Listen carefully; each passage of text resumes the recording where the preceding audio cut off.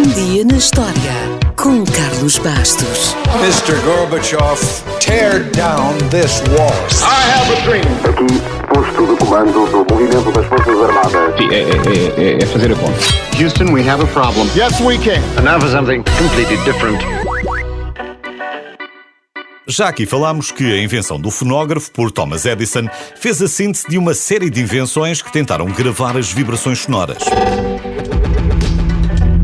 Edison não foi o primeiro a aparecer com a ideia, mas foi o que mais a aperfeiçoou e foi o que a melhor soube vender.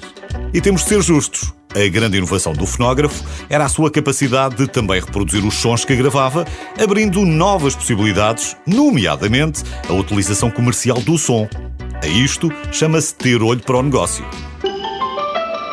Em meados do século XX, o grande sonho dos adolescentes ocidentais era ter o seu próprio giradiscos. Todos queriam ouvir a sua música em casa ou levá-la para as festas em casa dos amigos. Gostávamos tanto de LPs que a NASA enviou para o espaço discos de ouro.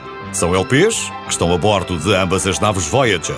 Os discos contêm sons e imagens que são uma amostra da diversidade da vida e das culturas da Terra e são dirigidos a qualquer forma de vida extraterrestre.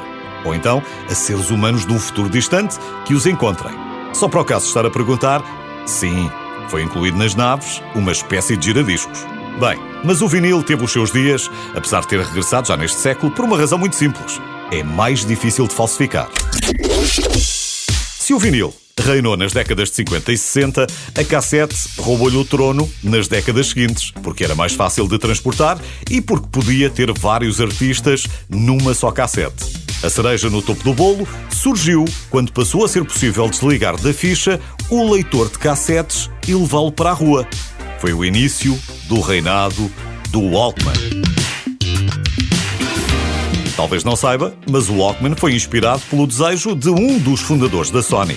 O senhor queria ouvir ópera quando tinha de fazer voos muito longos. Costuma dizer-se que, com a sua chegada, mudaram os hábitos musicais, uma vez que cada pessoa passou a poder levar e ouvir as suas músicas preferidas sem incomodar os outros.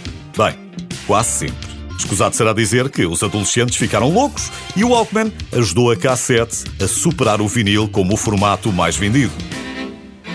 O CD veio a seguir e o Walkman passou a ser Discman. A grande vantagem é que, ao contrário da cassete, já era possível saltar de música para música com o CD. Apesar do formato ter sido desenvolvido com o propósito de armazenar e tocar apenas música, mais tarde foi adaptado para o armazenamento de dados e passamos a chamar-lhe CD-ROM. Mas isso é outra história. Nessa altura, já era possível levar música para todo o lado, mas ainda subsistia um problema. Ou levava muitos CDs atrás de si, ou então levava pouca música. Tudo mudou num dia como o de hoje, em 2001. Nesse dia, apareceu o iPod. O iPod foi considerado o lançamento mais arriscado da Apple, pois foi lançado em outubro de 2001, quando os Estados Unidos ainda estavam sob forte comoção devido aos atentados de 11 de setembro. O nome Pod veio do filme 2001, Uma Odisseia no Espaço, de Stanley Kubrick. O I, ou I, em inglês como preferir, foi adicionado porque a empresa já tinha o iMac e o iBook. Foi de facto um aparelho revolucionário, apesar de se terem vendido poucos no início por serem caros e só trabalharem no ambiente da Apple. E não deixa de ser curioso que tenha só durado até 2014, pelo menos fisicamente.